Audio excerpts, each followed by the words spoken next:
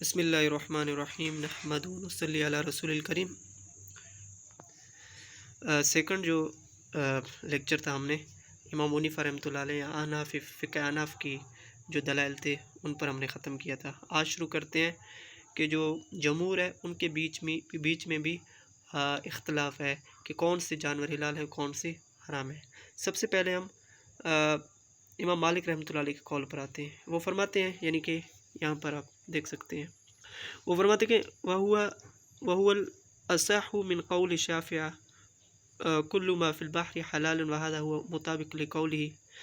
وہ فرماتے ہیں کہ یہ جو میرا قول ہے یہ شافعی کی قول سے زیادہ صحیح ہے، اس لیے کہ جو چیز سمندر میں ہے وہ حلال ہے۔ وَهَذَا هُوَ الْمُطَابِقُ لِقَوْلِهِ، کیونکہ یہ اس حدیث کے تابع ہے یا مطابق ہے، یعنی کہ اس حدیث کا کیا مطلب ہے، الحل میتتہ، یعنی کہ اس کا حلال، اس کا مردار حلال ہے۔ لأن میتۃ مفرد مضاف، اور دلیل کیا کہتے ہیں، دلیل کیا پیش کرتے ہیں کہ جو میتہ ہے وہ سنگولر ہے اور اس کے ساتھ الف لام کے بغیر ہے، یعنی نکرہ ہے۔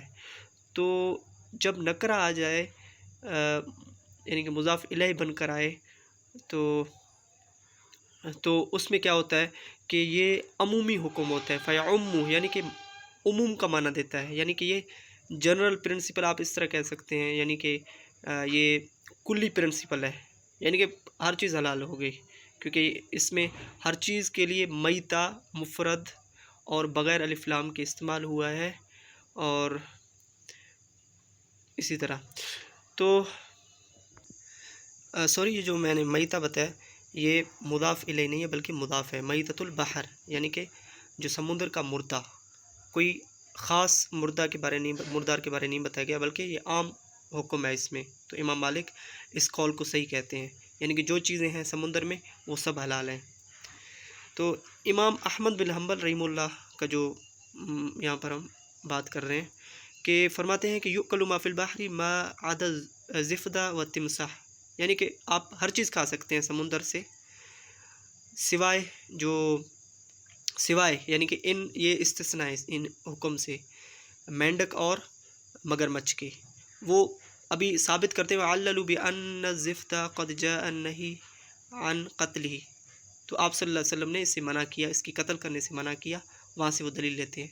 اور دوسری بات ہے کہ عن عبد الرحمن بن عثمان ان طبیبا سأل النبی صلی اللہ علیہ وسلم عن زفدہ یجعلہ فی دواء فنہاہ النبی صلی اللہ علیہ وسلم عن قتلہ، تو آپ صلی اللہ علیہ وسلم سے اس طبیب نے سوال کیا کہ دوائی کے طور پر اس مینڈک کو استعمال کیا جا سکتا ہے، تو آپ صلی اللہ علیہ وسلم نے منع کیا اس کی قتل کرنے سے۔ اور تمساح کا یہ دلیل دیتے ہیں کہ بِأَنَّهُ ذُو نَابٍ، کیونکہ وہ پنجوں والا ہے، ناخن والا ہے۔ وَكَذَا نَهَى النَّبِيُّ صلی اللہ علیہ وسلم عن أَكْلِ كُلِّ ذِي نَابٍ مِنَ السِّبَاعِ، یعنی کہ آپ صلی اللہ علیہ وسلم نے منع کیا جو پنجے والے جانور ہوتے ہیں، وہ جو چیر پھاڑ کرنے والے ہوتے ہیں، جو شکاری ہوتے ہیں، وہ حرام ہے۔ قول مالک وهو الأصح، یہی ہم نے بیان کیا۔ ابھی آتے ہیں شافی کے بھی 4 اقوال ہیں اس میں۔ تو سب سے پہلے امام مالک کا بیان کیا، یہ یعنی کہ اس کے نزدیک سب حلال ہے، کیونکہ جو میتہ ہے وہ مطلق کے معنی ہے، عام کے معنی میں استعمال ہوا ہے۔ تو امام احمد بن حنبل رحمہ اللہ نے ایک مینڈک اور دوسرا جو تمساح ہے ان دونوں کا حرام دلائل سے کیا۔ اور شافعی مذہب ہے، وہ 4 اقوال ہیں اس کے، یعنی کہ پہلا جو امام حنیفہ رحمہ اللہ کا تھا الثانی ما له نظیر فی البر، اور دوسرا ان کا دلیل ہے کہ جو چیز جو سمندر میں ہو، یعنی کہ ابھی آتے ہیں آگے، ان کان حلالا حللا، یعنی کہ جو مثال بر میں ہو، جس کی مثال بر میں ہو، یعنی کہ جو چیز ہمیں پانی میں مل رہا ہے، سمندر میں مل رہا ہے، تو اس جیسا کوئی جانور زمین پہ بھی ہے، تو اس کو دیکھ کر ہم سمندر والے پانی پر قید لگا سکتے ہیں کہ آیا کہ یہ جائز ہے یا اس کا کھانا حلال ہے کہ حرام ہے۔ تو یہی اس کا دلیل ہے۔ وہ فرماتے ہیں ان کان حلال حلل، اگر وہ حلال ہے زمین پر وہ جانور تو حلال کیا گیا، وان کان حراما حرم، اگر وہ حرام ہے تو حرام کیا گیا۔ بقیاس صید البر علی صید البحر، وہ اس قیاس کو لیتے ہیں، یعنی کہ جو خشکی کا شکار ہے وہ سمندر کے شکار پر قیاس کیا گیا تو اس لیے وہ اس کو بھی قیاس کرتے ہیں۔ الثالث یؤکل ما فی البحر ما عدا الزفت والتمساح والسلحفاة وکلب البحر وخنزیرہ۔ تو وہ فرماتے ہیں کہ ہر چیز کھائی جا سکتی ہے سمندر سے، مگر یہ جو چند چیزیں ہیں وہ نہیں کھا سکتے۔ اس میں استثناء کون سی چیزیں کی ہیں؟ سب سے پہلے جو زفتہ ہے یعنی کہ مینڈک، اور تمساح جو مگرمچھ۔ تو ان دو چیزوں میں تو یہ امام احمد بن حنبل کے یعنی کہ متفق ہیں ان دونوں پر۔ وہ سلحات، اور جو سلحات کہتے ہیں کچھوے کو، وہ کلب البحر اور سمندر کا کتا، وہ خنزیر اور اس کا خنزیر، یعنی کہ اس کا جو اصول ہے امام شافعی رحمۃ اللہ علیہ کا، وہ فرماتے ہیں کہ جو چیز زمین پر پائی جائے اگر وہ زمین پر حلال ہے تو اس کو دیکھیں گے، جو چیز سمندر میں پائی جائے اگر وہ اس زمین والی چیز کے مثل ہے یعنی کہ اسی کے قسم میں سے ہے تو ہم زمین کے جانور کو دیکھ کر اس پر حکم لگائیں گے۔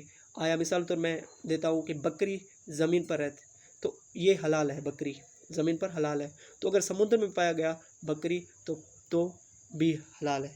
تو یہ ثالث قول تھا۔ الرابع یؤکل ما فی البحر ما عدا الزفتہ، لیکن فتویٰ اس پر ہے نووی رحمۃ اللہ علیہ کا، ٹھیک ہے، تو کھایا جائے گا اس میں سے ہر چیز ما عدا الزفتہ، بغیر مینڈک کے، یعنی کہ بغیر مینڈک کے سوا سب چیز کھایا جائے گا۔ وعلیہ الفتویٰ کما قال النووی رحمہ اللہ، کیونکہ یہ فتویٰ ہے امام نووی رحمۃ اللہ علیہ کا، تو فتویٰ پر ہی عمل ہوتا ہے۔ تو سب سے پہلے ہم نے بات کی امام مالک رحمۃ اللہ علیہ کے قول پر کہ وہ فرماتے ہیں کہ ہر چیز حلال ہے، کیونکہ یہاں پر میتہ یہاں پر عام معنی میں استعمال ہوا ہے، کسی خاص چیز کو حرام نہیں کر رہا، یعنی کہ عام ہے۔ اور امام احمد بن حنبل نے دو چیزیں حرام کی، اور شافعی کے جو قول ہے اس میں 5-6 چیزیں حرام کی، لیکن جو امام نووی رحمۃ اللہ علیہ کا جو فتویٰ ہے وہ اس پر ہے کہ زفتہ کے سوا ہر چیز حلال ہے۔ تو خنزیر میرے خیال سے وہ مطلقاً سب کے ہاں حرام ہے، کیونکہ اس کے بارے میں سب کا میرے خیال میں اجماع یہاں پر بیان نہیں کی گئی۔ اگر مجھے کوئی علم ہوتا ہے اس پر تو میں انشاءاللہ اگلے جو لیکچر ہے اس پر میں بیان کروں گا۔ تو یہاں پر ہم آج کا لیکچر ختم کرتے ہیں، تو انشاءاللہ اگلے لیکچر میں انشاءاللہ ہم جو حدیث الثانی ہے وہ بیان کریں گے۔